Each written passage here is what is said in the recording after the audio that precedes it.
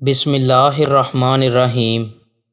نبی کریم صلی اللہ علیہ وآلہ وسلم نے ایک صاحب کو ایک مہم پر روانہ کیا۔ وہ صاحب اپنے ساتھیوں کو نماز پڑھاتے تھے اور نماز میں ختم قل ھو اللہ احد پر کرتے تھے۔ جب لوگ واپس آئے تو اس کا ذکر نبی کریم صلی اللہ علیہ وآلہ وسلم سے کیا۔ نبی کریم صلی اللہ علیہ وآلہ وسلم نے فرمایا کہ ان سے پوچھو کہ وہ یہ طرز عمل کیوں اختیار کیے ہوئے تھے۔ چنانچہ لوگوں نے پوچھا تو انہوں نے کہا کہ وہ ایسا اس لیے کرتے تھے کہ یہ اللہ کی صفت ہے اور میں اسے پڑھنا عزیز رکھتا ہوں۔ نبی کریم صلی اللہ علیہ وآلہ وسلم نے فرمایا کہ انہیں بتا دو کہ اللہ بھی انہیں عزیز رکھتا ہے۔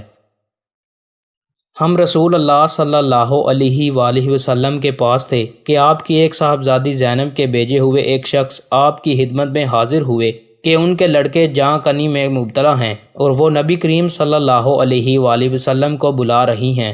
نبی کریم صلی اللہ علیہ وآلہ وسلم نے ان سے فرمایا کہ تم جا کر انہیں بتا دو کہ اللہ ہی کا سب مال ہے، جو چاہے لے لے اور جو چاہے دے دے، اور اس کی بارگاہ میں ہر چیز کے لیے ایک وقت مقرر ہے۔ پس ان سے کہو کہ صبر کریں اور اس پر صبر ثواب کی نیت سے کریں۔ صاحبزادی نے دوبارہ آپ کو قسم دے کر کہلا بھیجا کہ آپ ضرور تشریف لائیں۔ چنانچہ نبی کریم صلی اللہ علیہ وآلہ وسلم کھڑے ہوئے اور آپ کے ساتھ سعد بن معاذ اور معاذ بن جبل رضی اللہ عنہ بھی کھڑے ہوئے۔ پھر جب آپ صاحبزادی کے گھر پہنچے تو بچہ آپ کو دیا گیا اور اس کی سانس اکھڑ رہی تھی جیسے پرانی مشق کا حال ہوتا ہے۔